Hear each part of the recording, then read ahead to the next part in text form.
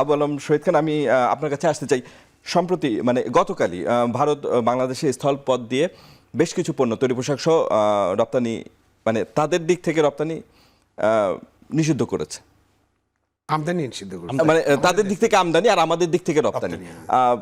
ভারতীয় গণমাধ্যম একটা মানে এর কারণ উল্লেখ করেছে যে সম্প্রতি চীন সফরে প্রধান উপদেষ্টার একটি মন্তব্যের জেরে ভারত এই ধরনের সিদ্ধান্ত নিতে উদ্বুদ্ধ হয়েছে বা এই ধরনের সিদ্ধান্ত নিয়েছে।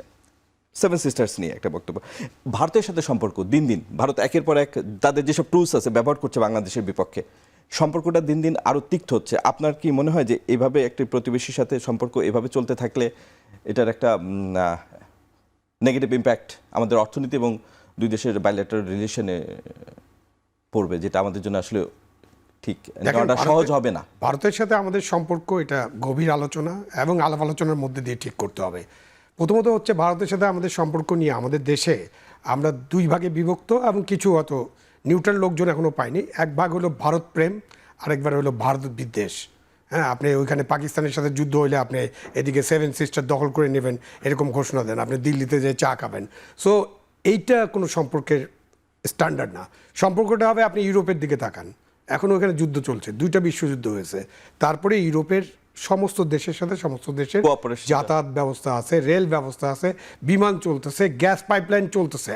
এখনও মস্কো থেকে জার্মানিতে গ্যাস আসে, কিন্তু জার্মানিরা তৈরি হয়ে আছে কখন আপনি ওদেরকে সাহায্য করে রাশিয়ার উপর একটা হামলা করার জন্য সহায়তা করবে, সেটা রাশিয়া জানে, কিন্তু গ্যাস বন্ধ করে না, তাই না? তো গ্যাস তাকে বিক্রি করতে হবে। সেখানে আমাদেরকে আমাদের সম্মান, আমাদের যে সার্বভৌমত্ব, আমাদের যে নেগোসিয়েশন স্কিল আমাদের পক্ষে এবং ন্যায্যতার ভিত্তিতে ভারতের সাথে আমাদের একটা সম্পর্ক রাখতে হবে।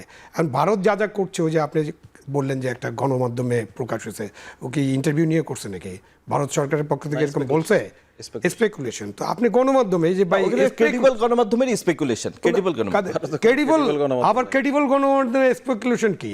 ভাই আমি জার্নালিজমে লেখাপড়া করছি, ও লেখাপড়া করছে, আপনি নিশ্চয়ই লেখাপড়া করছেন, বা এই যে মিলন সাহেব তারা পত্রিকা চালান, এই যে আপনি ক্রেডিবল সংবাদপত্রে স্পেকুলেশন করবে, you have no right to speculate.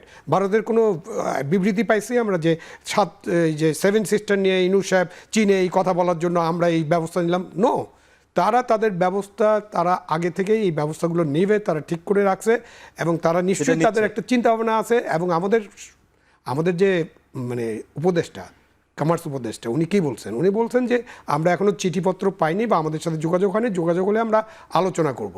এটা অফকোর্স আমাদের জন্য একটা বড় চ্যালেঞ্জ। এই চ্যালেঞ্জটা আমাদেরকে মোকাবিলা করতে হবে, কারণ আমাদের এই সেভেন সিস্টারে কিন্তু আমাদের অনেক মিলিয়ন মিলিয়ন ডলারের আমাদের ব্যবসা আছে, স্পেশালি আখাউড়া দিয়ে। ধন্যবাদ। এবং বেনাপোলেও আমাদের অনেক ব্যবসা আছে। সুতরাং এগুলোকে আমাদের আলাপ আলোচনা করে নিষ্পত্তি করতে হবে।